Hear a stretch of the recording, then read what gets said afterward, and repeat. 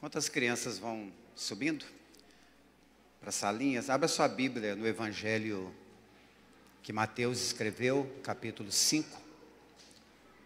Evangelho de Jesus, escrito por Mateus, capítulo número 5, a partir do versículo de número 1.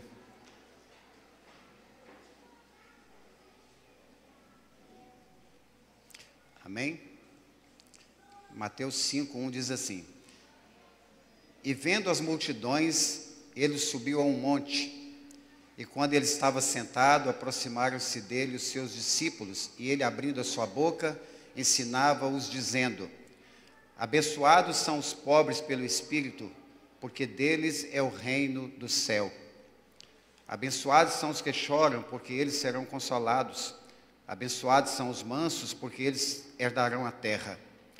Abençoados são os que têm fome e sede de justiça, porque eles serão saciados.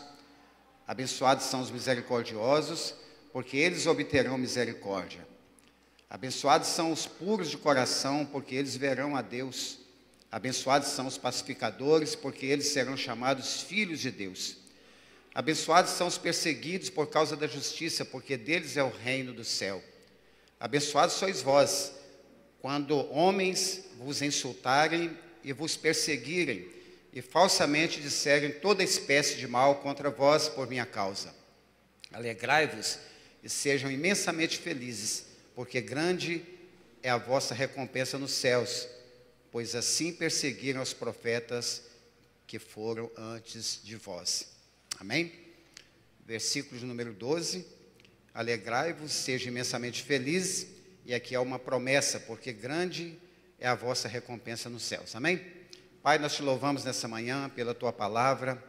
Oramos para que, em nome de Jesus, na pessoa do Espírito Santo, o Senhor possa nos sustentar, falar conosco, e que o Senhor tenha liberdade em agir segundo a sua vontade, em nome de Jesus. Amém e amém. Pode sentar, fica à vontade. Eu quero trazer uma palavra nessa manhã com o tema Formando em nós o caráter de Cristo. Em Mateus capítulo 16, verso 24, Jesus disse assim: Se alguém quer vir após mim, negue a si mesmo, tome a sua cruz e siga-me. Formar o caráter de Cristo em nós, entendemos que só é possível através da cruz, através de Cristo, através de todo o sofrimento que Ele passou por nós, se entregou, morreu ali na cruz, e através dele, e hoje na pessoa do Espírito Santo que está em nós, é possível ser formado em nós esse caráter de Cristo. Eu quero dar uma breve passada no contexto, somente citando, vocês não precisam ler, mas abrir a Bíblia. Mas no capítulo 4 do Evangelho de Mateus, logo após Jesus ser tentado ali pelo diabo e vencê-lo, utilizando ali da palavra de Deus, citando textos como Deuteronômio capítulo 8, verso 3, que está escrito: nem só de pão viverá o homem.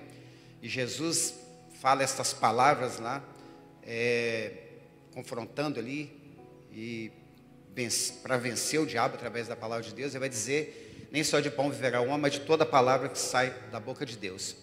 Jesus também vai citar Deuteronômio capítulo 6, verso 16: não tentarás o Senhor seu Deus.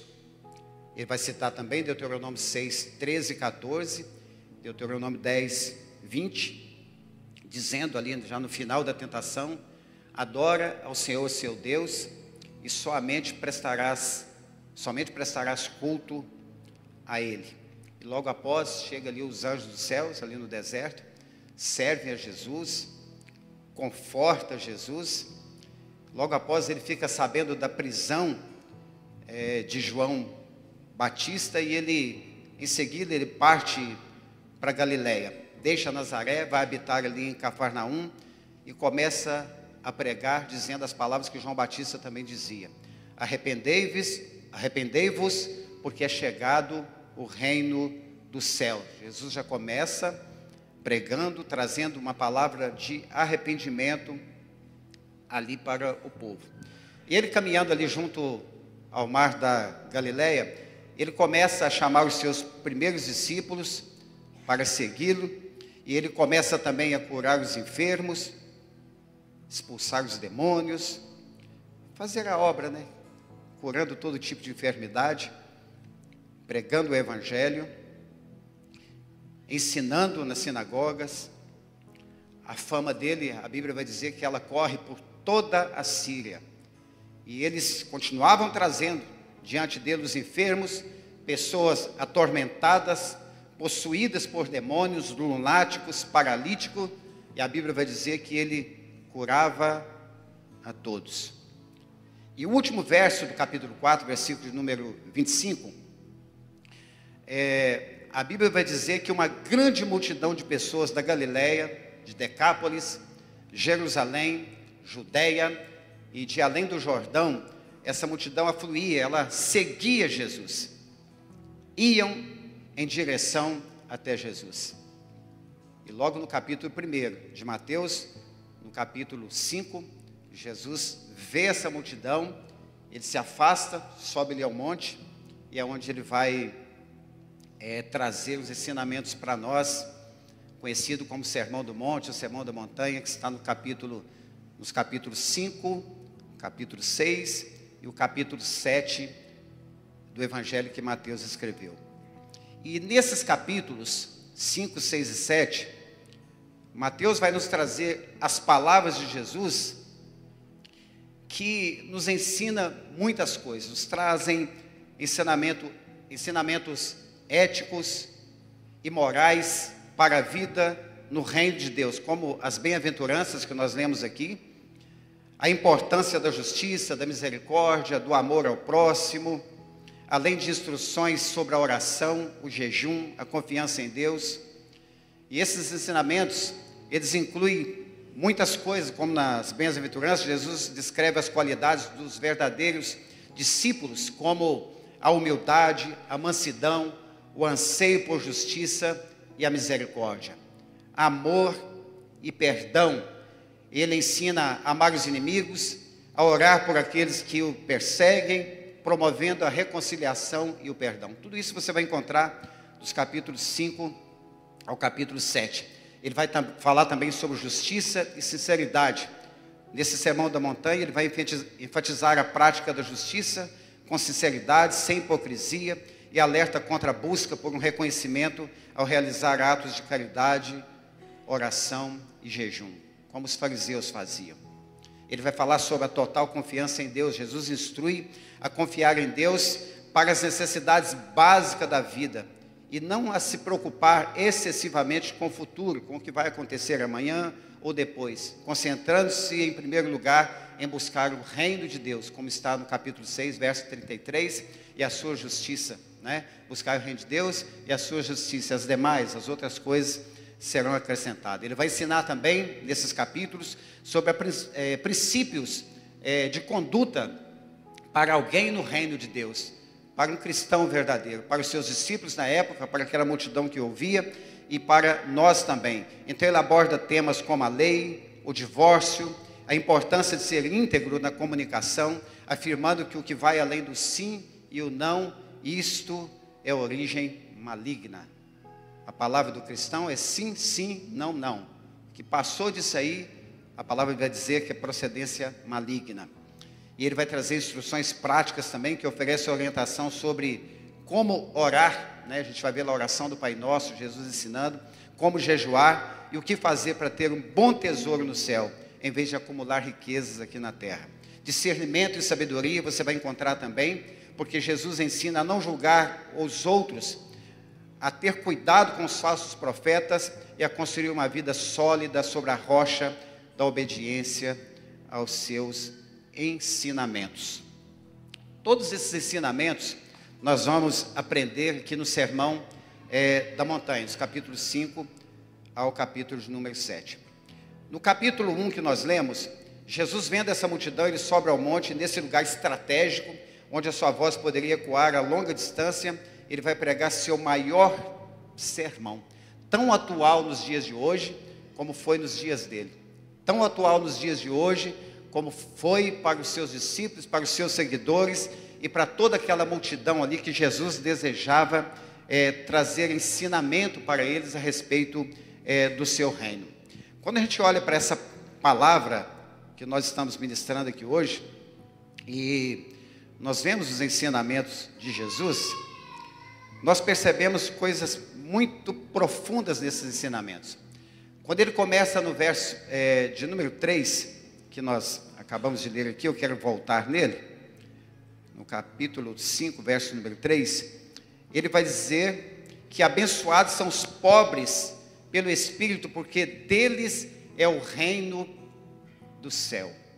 Há uma promessa aqui para as nossas vidas. E quando a gente olha para esta interpretação que foi adotada aqui pela maioria das traduções em todo o mundo, né, pelas mais modernas inclusive, que vai dizer bem-aventurado, transmite a ideia do original grego makarios, referindo-se a uma felicidade que excede as circunstâncias, que tem a ver com o profundo sentimento de paz e alegria, que todos foram abençoados com a salvação em Cristo e seu reino devem sentir e desfrutar, mesmo em meio às tribulações. Todas essas alegrias, essas felicidades, bem-aventurado, ou feliz, ou abençoado, é aquele que é pobre de espírito, e essa pobreza aqui não tem a ver com bens materiais, com riqueza, com posição, tem a ver com o reconhecimento dentro de nós de quem nós somos, de quem realmente nós somos em nós mesmos. E nós entendemos que somente por causa da cruz de Cristo, e na cruz de Cristo, por causa do sacrifício dele, por causa da graça revelada através dele, que nós podemos ser salvos, por exemplo, como está em Efésios capítulo 2, verso 8, pela graça sois salvos, por meio da fé, e isso não vem de vós, isso é um dom de Deus. Então mostra claramente uma dependência de Deus, que aquele que entende que ele é pobre de espírito, e que dele mesmo ele não tem condição alguma de fazer nada, de vencer nada, de vencer as aflições, as tribulações que vêm para todos nós, que veio para os discípulos em toda a sua perseguição, que veio para os primeiros cristãos, continua até hoje, virão para muitos aqui que talvez ainda não passou uma tribulação bem acirrada, né? Ou uma aflição ainda, mas em algum momento da sua vida ela vem. E quando nós reconhecemos o quão pobres de espírito nós somos, o quão falhos e fracos nós somos sem a presença do Espírito Santo, aí Deus, através do Espírito Santo, na pessoa do Espírito Santo, age em nós, e é possível ter essa paz dentro de nós, é possível vencer essas aflições, é possível vencer essas dificuldades. E Jesus está dizendo, esses que entendem que são pobres de espírito, esses que entendem que são necessitados, esses que entendem que não podem viver sem mim, esses que entendem que depende do Espírito Santo o tempo todo, desses é o reino dos céus. Esse herdará o reino. E Jesus está dizendo aqui, de um tempo ele veio para implantar o reino de Deus na terra, e nós estamos aí propagando, divulgando o reino de Deus nessa terra, né, através da pregação do Evangelho, e ele mostra que esse reino, enquanto nós estamos aqui, já vivendo, né, sobre o domínio de Deus nas nossas vidas, de Jesus que está sentado no alto e sublime trono, que nos governa, precisa nos governar, e aqui nós teremos aflição, como Jesus mesmo disse, nós teremos aflição nesse mundo, mas era para ter bom ânimo, porque ele venceu o mundo, mas é algo muito mais profundo, fala de uma vida eterna com ele, aquele que entende que através dele, através da cruz dele, pode ter essa vida eterna, pode caminhar com ele nessa vida, pode desfrutar de todas as bênçãos dele aqui, que ele nos trouxe aqui, e ainda no final nós teremos uma vida eterna com Jesus. Você crê nisso? Amém? Jesus é maravilhoso, né? Jesus é muito bom. Eu quero também citar que enquanto nós estamos vivendo aqui nessa terra, procurando viver aqui, né, sob os cuidados de Jesus, servindo Jesus, matando a nossa carne todos os dias, E nós precisamos mesmo fazer isso, porque a vida cristã ela é uma vida de renúncia, todos os dias. Ela não é uma vida fácil, não é? Se a pessoa pensa que pelo fato dela crer em Jesus como Salvador, confessar a Jesus como Salvador, levantar as mãos, participar dos cultos, ser batizado nas águas, participar da ceia do Senhor, que nós vamos participar daqui a pouco, isto, a partir desse momento, será uma vida tranquila, uma vida sossegada, uma vida leve. Não é isso que o Evangelho nos ensina. Nós somos perseguidos, afligidos todos os dias. Temos aflições de todas as áreas das nossas vidas. E nós entendemos que somente através de Cristo Jesus nós podemos ter essa paz que excede todo entendimento. Quando nós olhamos quando nós lemos Mateus capítulo 5, capítulos 6, capítulo 7, até lá no finalzinho dele, né? E nós percebemos ensinamentos de Jesus ali, nos traz confrontos muito fortes. Como, por exemplo, perdoar, oração e jejum, essa prática contínua da oração, do jejum, essa cultura, né, que nós temos que criar em nós, de oração todos os dias, de busca todos os dias. Ela não é fácil, não é simples. Mas quando nós olhamos para a palavra de Deus, nós percebemos que em Cristo nós podemos conseguir. Quando Jesus olha essa multidão que está se aproximando dele, ele chama os seus discípulos para próximo, e é interessante que ele está em um monte ali, para que a voz ecoasse, fosse mais distante, pudesse alcançar não somente os discípulos, mas toda a multidão que acompanhava ali. Nós entendemos que as instruções primeiramente eram para os discípulos, para que eles pudessem dar continuidade, para que eles pudessem propagar aquilo que Jesus estava ensinando, porque Jesus estava primeiramente treinando aqueles 12 que ele havia escolhido, para que eles pudessem dar continuidade àquilo que ele veio fazer. O tempo do seu ministério terreno aqui, de 3 anos e pouquinho, 3 anos e meio, treinando esses discípulos, formando neles primeiramente o caráter dele, para que eles pudessem transmitir aos outros. Ele, o versículo 2, quando diz que ele abre a boca, ensinando, dizendo, 2 pontos aí, ele vai começar a ensinar, primeiramente as bem-aventuranças, são 9 aqui, ele abrindo a boca dá uma ideia de falar alto, dá uma ideia de uma expressão poderosa, de uma expressão de um tom, como de muitas águas, como de um trovão, como se eu estivesse dizendo bem alto: abençoados são, felizes são, ou bem-aventurados são, entende? Ele está falando, ele poderia falar mais suavemente, que Jesus muitas das vezes falava suavemente, calmo, tranquilo, e não tinha menos poder nas suas falas por isso, e nem mais poder quando ele falava mais alto, com mais veemência, com mais autoridade. O poder estava na palavra que ele falava. Como assim hoje o poder está na palavra escrita? Está na revelação que Deus desejou deixar para nós, nos 66 livros que as 40 pessoas, 40 homens escreveram. A revelação progressiva de Deus. Ele foi revelando aquilo durante todo o passado dos tempos, dos anos, foi revelando aos homens, revelando à humanidade a sua vontade, os planos perfeitos dele, aquilo que o homem deveria fazer, que o homem não deveria fazer, como o homem deveria caminhar na terra, como ele não deveria caminhar, como ele deveria se comportar diante das adversidades.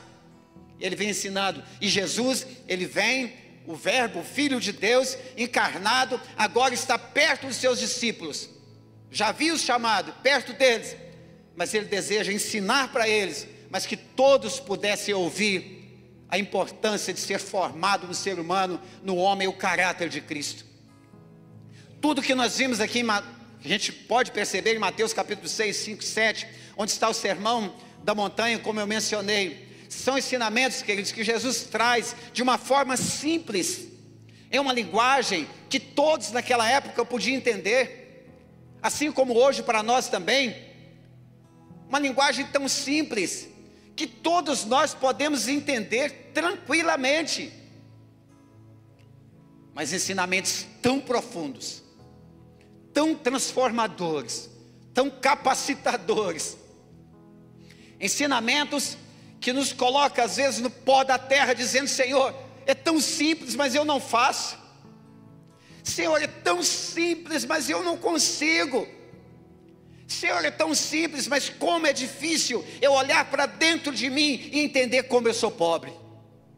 Como é difícil, Senhor, eu olhar para dentro de mim, nessa primeira bem-aventurança, Jesus dizendo: olha, vocês serão abençoados, vocês serão felizes, vocês serão muito abençoados, bem-aventurados, se vocês entenderem que vocês são pobres de espírito. Jesus está dizendo com uma voz potente, para que todos pudessem ouvir, aqueles que já haviam decidido largar os seus afazeres, as suas redes, deixar de ser cobrador de impostos, deixar a sua vida pecaminosa, deixar a sua prática antiga, a sua prática mundana, para seguir Jesus quando Ele os chama: venham. Jesus chamou você um dia, irmão, você crê nisso? Jesus chamou alguns discípulos e disse: olha, Pedro, venha, você é um ótimo pescador, mas eu vou fazer você pescador de homens. Venha, Pedro. Venha, professor, vou fazer de você, eu vou te ensinar coisas do céu, professor. Para você propagar o meu evangelho, você vai ganhar almas, vai ensinar e vai ganhar almas. Venha, doutor, venha todos, e não somente os professores, venham os zeladores, venham os motoristas, venham os que trabalham no campo, venham os que trabalham na construção civil, venham todos, porque no reino de Deus todos são iguais, queridos, não tem diferença, porque Ele é quem capacita. Ele está dizendo: olha, desde o pequeno até o grande, o menor até o maior, vocês precisam compreender que sem mim nada podeis fazer. Vocês precisam compreender que sem a minha presença, e hoje sem o Espírito Santo na vida da igreja, sem o Espírito Santo em mim, em você, nós seremos eternamente pobres, miseráveis, terríveis pecadores. Mas Deus, na sua infinita misericórdia, bondade e amor, um amor que ninguém consegue compreender, Ele envia Jesus, seu único filho, fala: meu filho, só você pode. Todos lá, pecadores, Deus olha para a terra, não vê nenhum justo sequer, nenhum capaz de clamar a Ele, nenhum capaz de orar, nenhum capaz de chorar, e essas lágrimas serem transformadas em clamor, em oração, chegar diante do trono dEle, porque o pecado havia separado a humanidade de Deus, o pecado havia afastado o homem de Deus, o pecado havia nos destituídos da glória de Deus, mas Ele envia Jesus, o Cristo, aleluia, e esse Cristo sobe lá no madeiro, quando Ele fala: está consumado, terminou, Pai, está feito. A vitória sobre a morte, sobre o inferno, sobre o diabo, sobre o pecado. E agora Jesus resgata a mim, resgata você, nos traz para perto e nos ensina: ei, se vocês compreenderem que vocês são pobres de espírito, se vocês compreenderem que vocês não podem fazer nada sem mim, ei, deixa eu dizer algo para vocês: o reino dos céus será de vocês. O reino dos céus pertencerá a vocês, e ninguém pode tomar. Você crê nisso, que ninguém pode tomar aquilo que Deus te deu? Ninguém pode tomar. Agora que nós somos salvos pela graça, mediante a fé, Efésios 2:8, somos salvos pela graça, mediante a fé. Isso não é por obras nossas. E entender também que somos pobres de espírito, compreendemos que nada nós podemos conquistar de nós mesmos. Nós não podemos conquistar a salvação por nós mesmos. Não podemos ir lá e dizer assim: eu sou salvo, agora eu sou e pronto. Não. Mediante a fé. Isso não vem das nossas forças humanas, do nosso conhecimento, da nossa própria vontade. É um dom, é um presente de Deus, é uma dádiva de Deus para as nossas vidas. Deus, por sua infinita misericórdia, olhou um dia para mim, olhou para você e falou: ei, quer ser meu discípulo? A pessoa, que lindo. Jesus chegando aqui hoje, perto do meu xará aqui, Mário César. César. Chegando perto do César, dizendo assim: Mário César, porque ele te conhece pelo nome. Quer ser meu discípulo? Sim, senhor, eu quero. Vem, me segue então. Olha que coisa linda. Só me seguir. Quando Jesus chamou os discípulos: vocês querem ser meus discípulos? Querem me seguir? Vem. E Jesus é interessante que ele fala que nós seremos, ele fala para os discípulos, é para nós também. Fala: vocês serão meus discípulos se vocês fizerem o que eu mando vocês fazer. Isso é para nós, é tão atual como naqueles dias. Se nós falamos que somos discípulos de Jesus, mas não fazemos, não praticamos aquilo que Ele nos ensina através da palavra, nós somos desobedientes, logo nós não somos seguidores fiéis. Quando Ele fala para os discípulos: olha, venha, siga-me. E Ele fala para nós também: vem, siga-me. Ele não senta com os discípulos e fala assim: olha,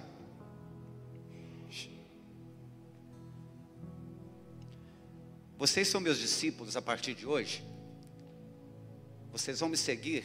Jesus conversando com os discípulos: ei, Mateus, ó, tem Mateus, tem Marcos também, tem José, não tem, mas tem hoje aqui, né? Olha, vocês vão me seguir a partir de hoje, mas é o seguinte: eu vou ser preso.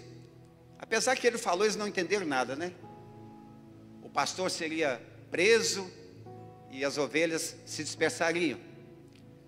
Mas depois que eu subir ao céu, eu vou enviar o Espírito Santo para vocês. Ô, glória, coisa boa, né?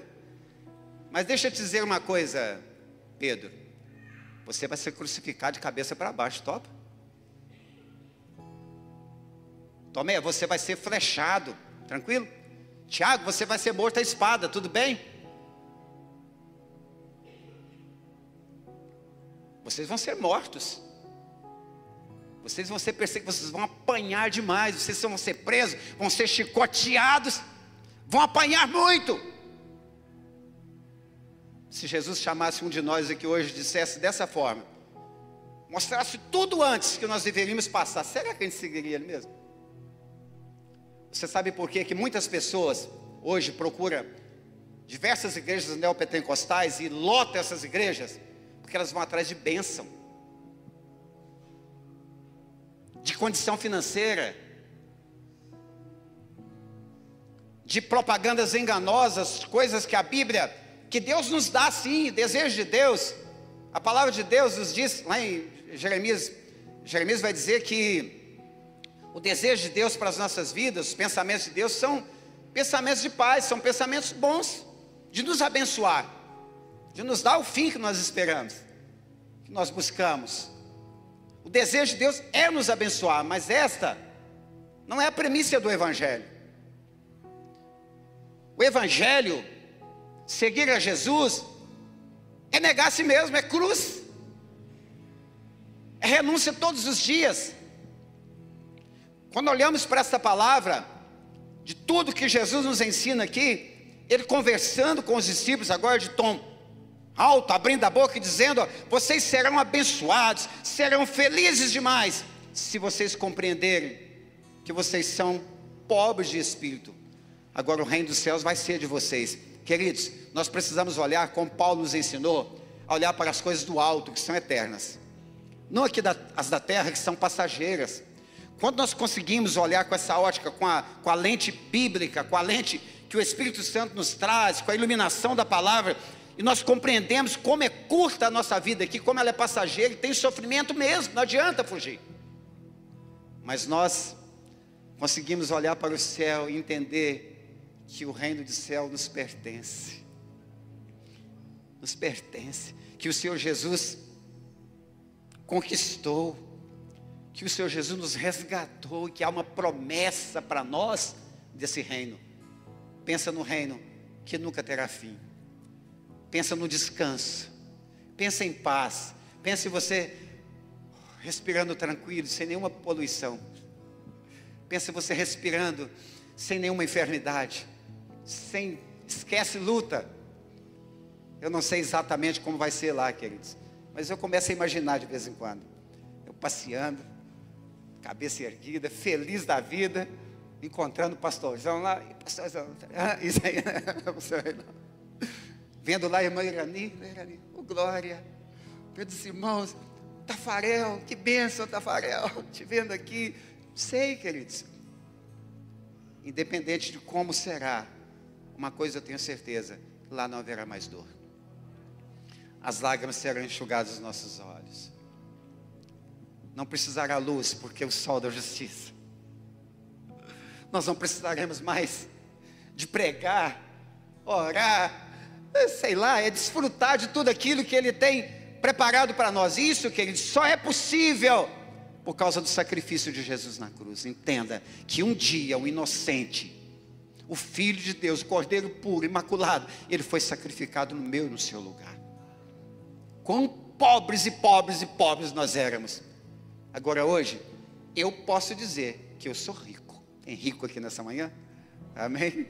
Se o Espírito Santo habita em você, meu irmão, esquece todos os bens terrenos, né? Você entendeu, né? Figura de linguagem, pode ter, não tem problema não. Mas o bom, queridos, é saber que o Espírito Santo habita em nós. Isso nos traz tanta paz, né? Em meio às adversidades. Caminhando um pouco mais, versículo 4, abençoados são os que choram, porque eles serão consolados.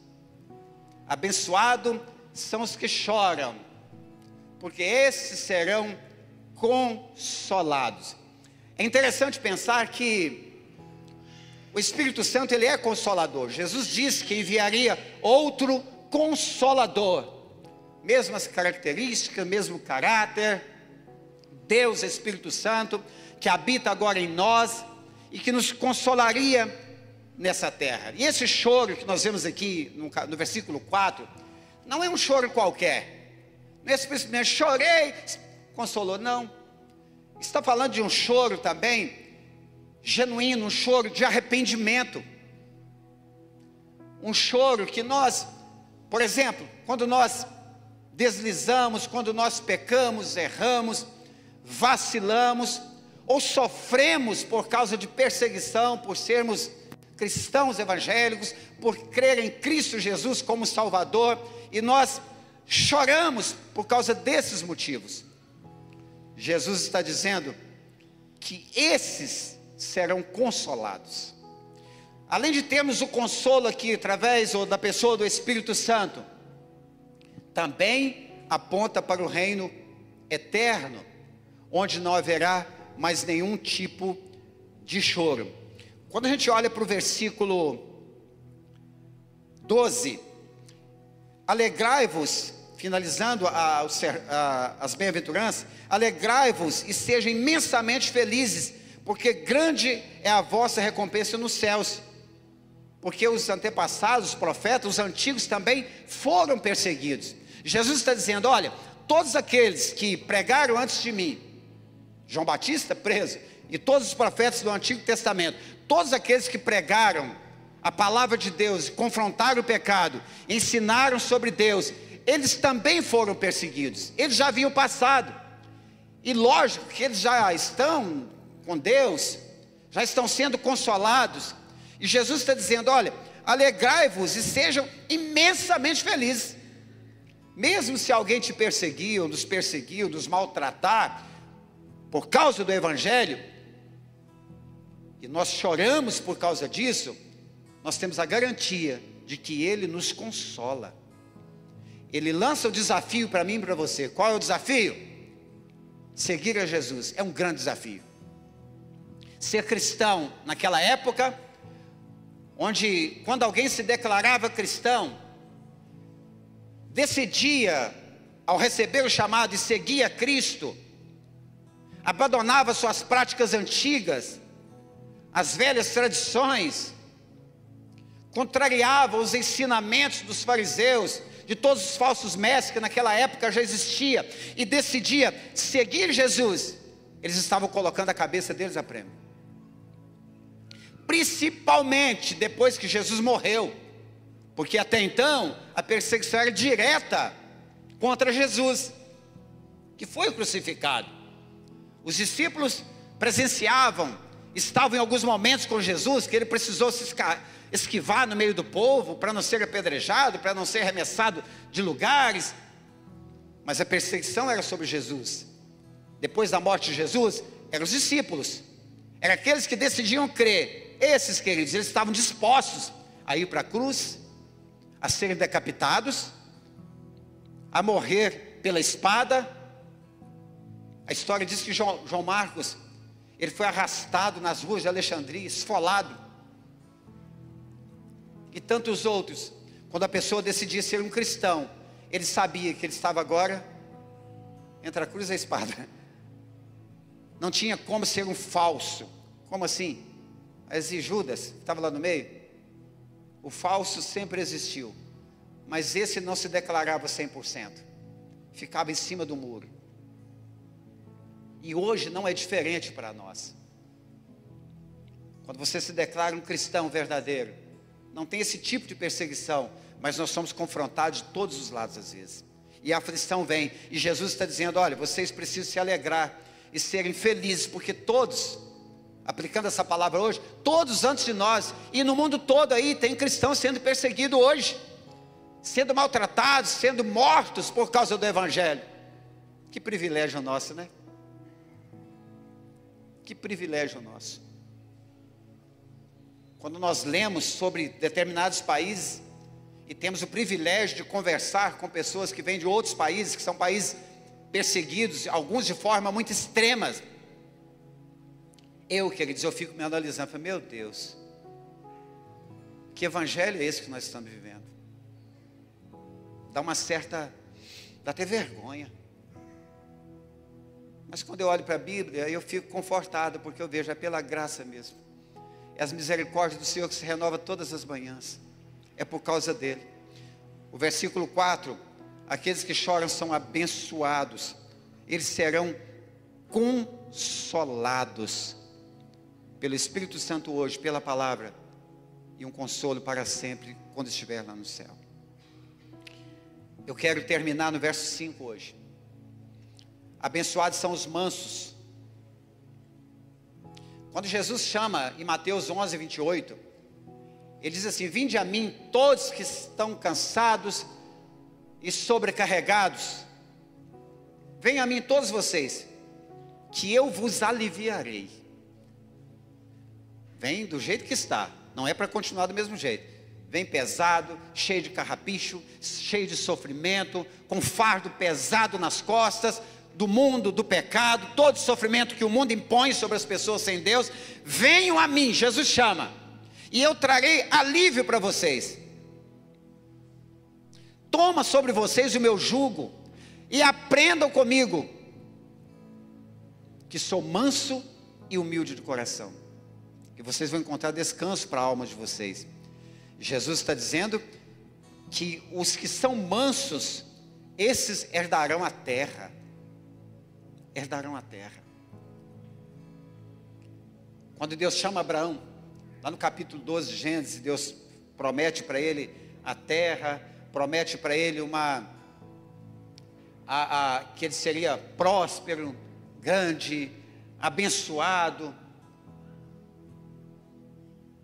Jesus fala para Abraão sair para uma terra que ele nem conhecia. Quando o povo desce ao Egito, e depois de 400 anos vai ser liberto do Egito através de Moisés, aquele povo vai caminhar em direção à terra de Canaã, a terra boa, que manava leite e mel, tudo se plantava, prosperava, terra abençoada. Mas o povo teve um período de sofrimento, de escravidão, de clamor, de choro, de lágrimas. E Deus leva esse povo até a terra de Canaã, através de Moisés, o libertador de Israel. Quando nós olhamos para esse versículo, abençoados são os mansos, e nós entendemos que nós somos libertos desse sistema mundial que oprime as pessoas, que oprime o ser humano, oprime todas as famílias, e é como se Deus hoje, através da cruz de Cristo, nos libertasse do Egito, da escravidão. E agora nós estamos caminhando para herdar a terra, para herdar a Canaã celestial, para herdar o céu que Deus tem preparado para nós. Eu queria ler também, para finalizar aqui, Apocalipse, capítulo 21, versículo 1. Visão de João: eu vi um novo céu e uma nova terra, porque o primeiro céu e a primeira terra haviam passado e não havia mais mar. E eu, João, vi a santa cidade, a nova Jerusalém, descendo do céu da parte de Deus, preparada como uma noiva adornada para o seu marido.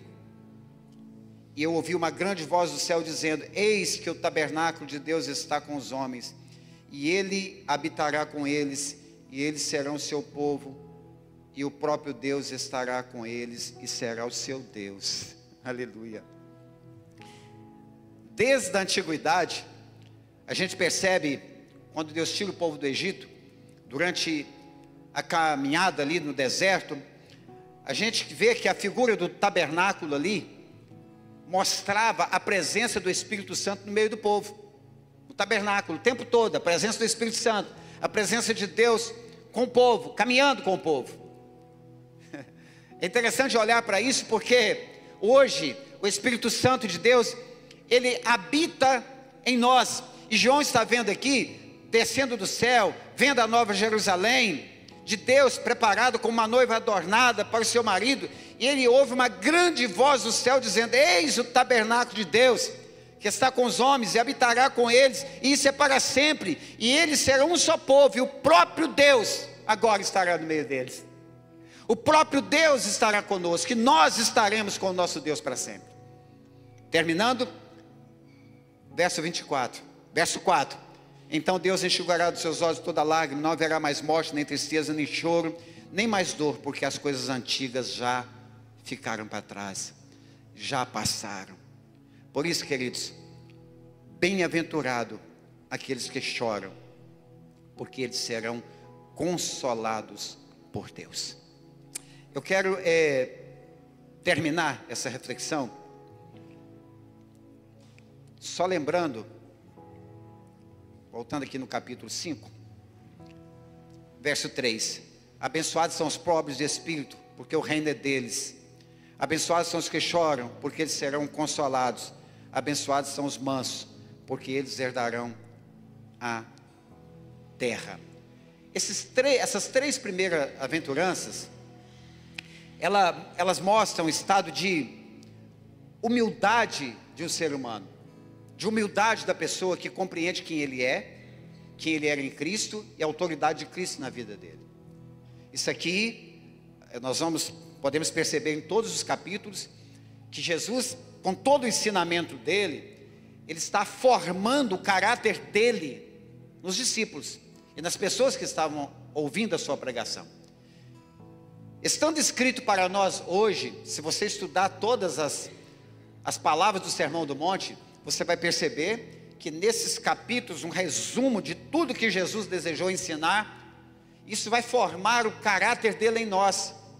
E aí sim nós poderemos ser sal na terra, luz do mundo, representantes de Jesus aqui, onde entrarmos e sairmos com esse caráter forjado pela palavra, esses ensinamentos provenientes da palavra de Deus, que é simples, como eu disse. Isso é muito bom saber disso, porque traz promessas poderosas para a nossa vida. Bem-aventurados os pobres, bem-aventurados os que choram, bem-aventurados os que são mansos. E vamos lá agora de uma forma bem prática, encerrando. Eu entendo, e por algumas pesquisas que eu fiz também, que entender que somos pobres de espírito não é tão simples assim. Porque desde aquela época, os fariseus, por exemplo, eles queriam sempre se sobressair. Eram os hipócritas da época, os que foram mais confrontados por Jesus.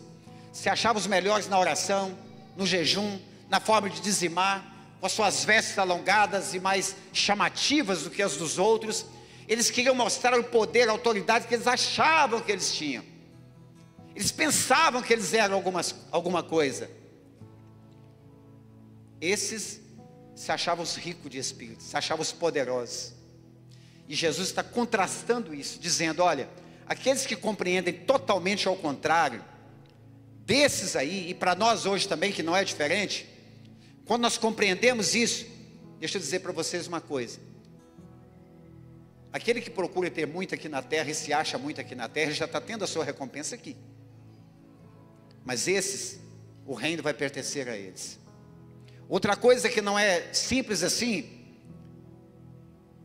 é chorar, nesse sentido da palavra aqui, chorar pelas almas, chorar porque estamos sendo perseguidos de todas as formas, por causa da nossa fé, por causa da decisão que tomamos, chorar em prol da humanidade, dar nossa cara a tapa, não é tão simples assim. É muito mais fácil correr, é mais fácil omitir, é mais fácil se esconder. Mas para esses que correm, que omitem, aqueles que se escondem, aqueles que não têm a disposição em se entregar totalmente, como eu disse no início, como eu li o versículo no início, entender que ser discípulo de Jesus é negar todos os dias, é tomar a cruz todos os dias e seguir Jesus independente da situação. Para esses, não tem terra para herdar, porque eles estão fugindo da batalha. Agora, para aqueles que choram, esses também herdarão, serão consolados. Consolados por quem? Hoje pelo Espírito Santo.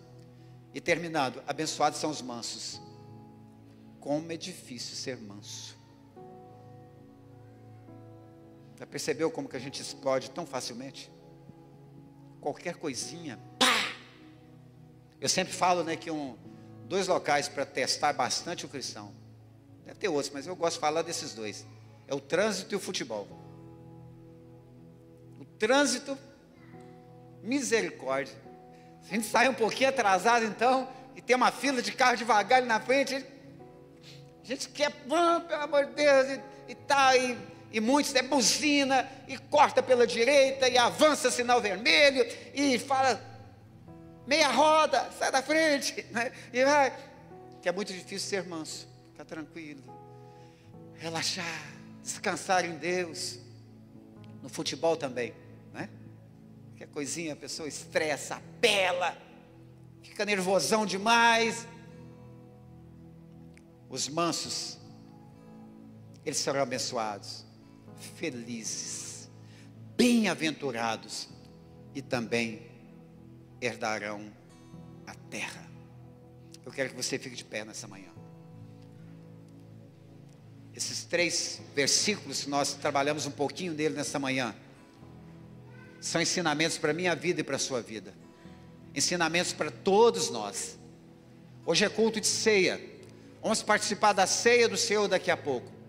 Jesus trabalha todo o seu ministério, preparando as pessoas, preparando os discípulos, pregando para a humanidade daquela época, porque ele ia à cruz, e depois da cruz, a vida de muitas pessoas seria diferente. Como que era a sua vida antes da cruz de Cristo? Teve um irmão que falou assim, nossa Deus, misericórdia, como era a minha vida antes da cruz de Cristo? Como é a sua vida hoje depois da cruz de Cristo? Olha que divisor de águas. Antes da cruz de Cristo, pesados, amargurados, caminhando para o inferno, predisposto a todo tipo de pecado, tendencioso. Até hoje a humanidade é tendenciosa ao pecado, mas hoje nós temos em nós o Espírito Santo. Antes não. Antes o muro da separação, não conseguíamos chegar a Deus, nem se esforçasse muito. Depois da cruz, o caminho foi aberto, o véu se rasgou, a oportunidade está dada para nós. O Espírito Santo habita em nós. Quando não temos palavra, Ele intercede por nós, Ele nos ajuda nas nossas fraquezas, Ele nos consola, nos encoraja, nos direciona, ilumina a palavra aos nossos corações, faz com que essas palavras saltem do livro das Escrituras e traz ensinamento para nós que nos molda. E molda o caráter de Cristo em nós, nos ensinando, ei, vocês precisam procurar seguir os passos de Jesus. Jesus era manso, Jesus era humilde, Jesus se preocupava, Jesus se compadecia das pessoas. Chegasse um enfermo, Jesus estava curando. Chegasse um possesso de demônio, Jesus estava expulsando. Ia na casa de todos, visitava os pobres, as viúvas, os mais necessitados. Se assentava para comer com pecadores. Estava no meio de todos, mas sem participar em nenhum momento ou compactuar com o erro ou com o pecado de ninguém. Se o caráter de Cristo está sendo formado em nós, e precisa estar, nós precisamos seguir esses passos de Jesus. Caminhar como Jesus caminhou. Procurar fazer o que Jesus faria em nosso lugar. Estar no meio de todos, mas não praticar o que todos praticam. Estar no meio de todos que for possível, mas não fazer o que todos fazem. Não cometer os erros que todos cometem, os pecados que todos cometem. Porque nós somos, queridos, cidadãos do céu, amém?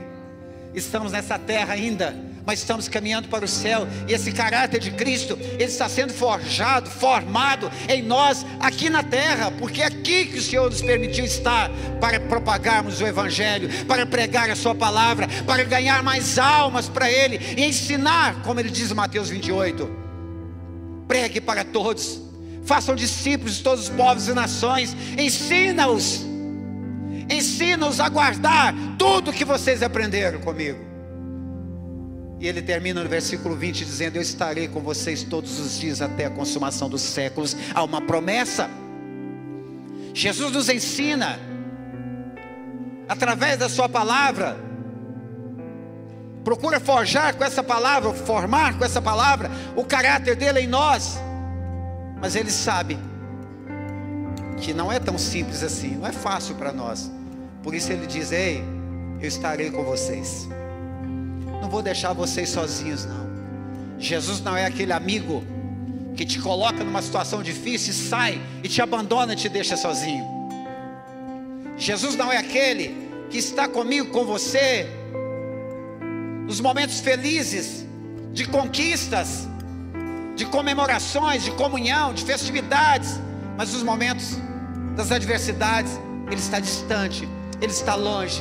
Não, Ele é um Deus presente. Ele está conosco no meio da adversidade, no meio do problema. Ele está conosco passando nas aflições. Ele está com as nossas famílias, queridos, creia nisso.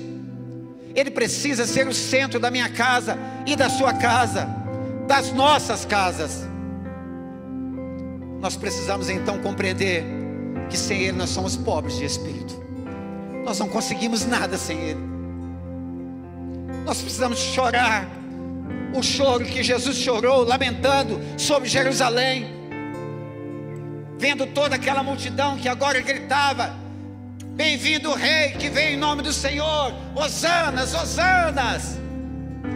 E ele chegando e entendendo que aquele mesmo povo, grande parte dele, daquele povo gritaria: crucifica-o, solte Barrabás, crucifica ele.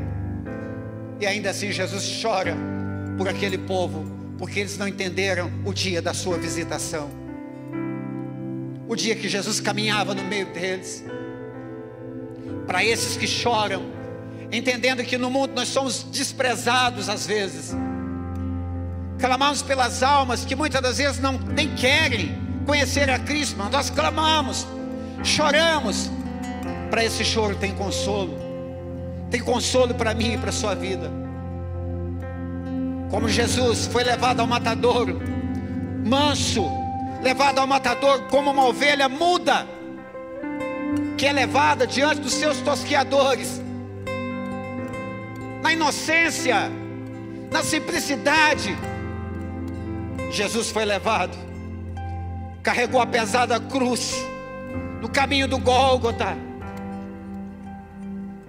Aquela cruz, queridos, sobre os seus ombros, levando o peso do pecado de todos nós. Jesus caminhando manso,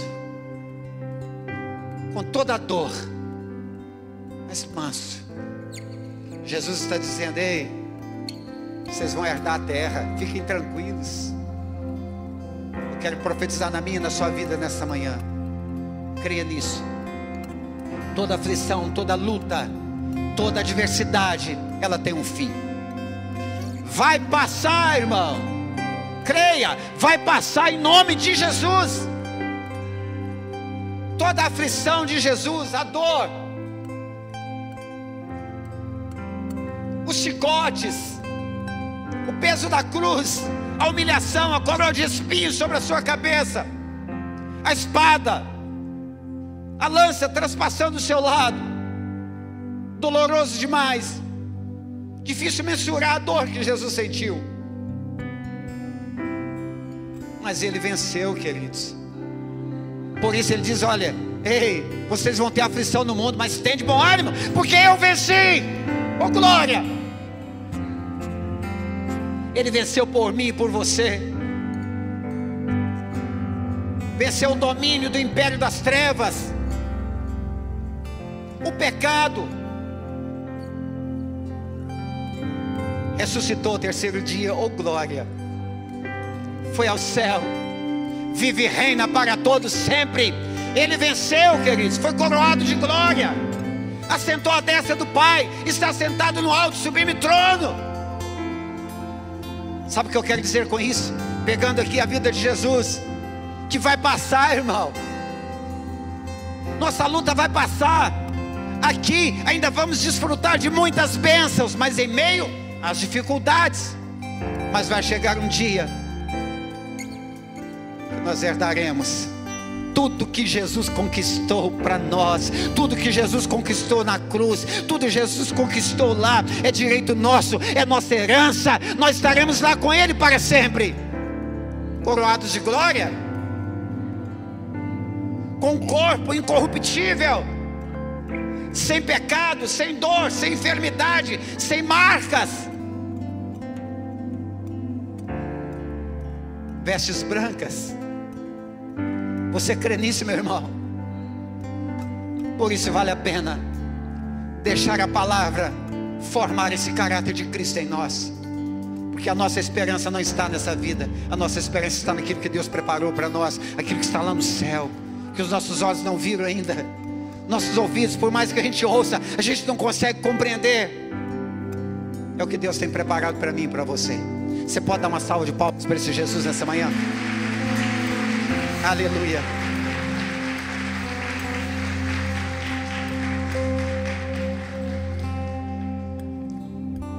Eu quero somente orar com você. O pastor Reinaldo vai ministrar aqui a ceia. Feche seus olhos nesse momento, curva a sua cabeça. Pai querido e santo, nós queremos te louvar nesta manhã, com muita gratidão em nosso coração, Deus querido, por tudo que o Senhor fez por nós ali na cruz, pelo sacrifício, pelo sangue derramado, pela vitória do Senhor na cruz por nós, para nos resgatar, terríveis pecadores que somos. Pai querido, te louvo por cada família aqui representada, pela vida da sua igreja nessa terra, Pai. Te louvo pela CB Paz de Viçosa, pela CB Paz de Paula Cândido, de Piranga, ali nos Estados Unidos, ó Pai. Os teus filhos, os anjos da igreja, os pastores, ó Deus, que estão propagando a tua palavra, ensinando a tua palavra, formando o caráter do Senhor Jesus na vida dessas pessoas que estão se achegando dia após dia. E nós cremos, ó Deus, que o Senhor está enviando pessoas, e vai enviar muitas e muitas pessoas ainda, para congregar, para fazerem parte desse povo que vai morar no céu. Nos ensina, Jesus, dia após dia, através da sua poderosa palavra, de forma simples, de fácil entendimento, que muitas das vezes nós não conseguimos fazer ou praticar. Tenha misericórdia de nós, Senhor. Abre os nossos olhos espirituais, tira todas as escamas, tira os comichões dos ouvidos, ó Pai, para que possamos ouvir a sua palavra, para que possamos, ó Deus, visualizar o mundo espiritual da maneira que o Senhor desejar nos mostrar, para que possamos, ó Deus, caminhar segundo a sua vontade, ó Deus. Abra a nossa mente, Espírito Santo, nos fortaleça em Ti, Deus. Que em nome de Jesus, que todos nós sejamos felizes, bem-aventurados e abençoados em seguir os ensinamentos do Senhor. Em nome de Jesus, nós oramos, te agradecemos. Enquanto o pastor Reinaldo vem para cá,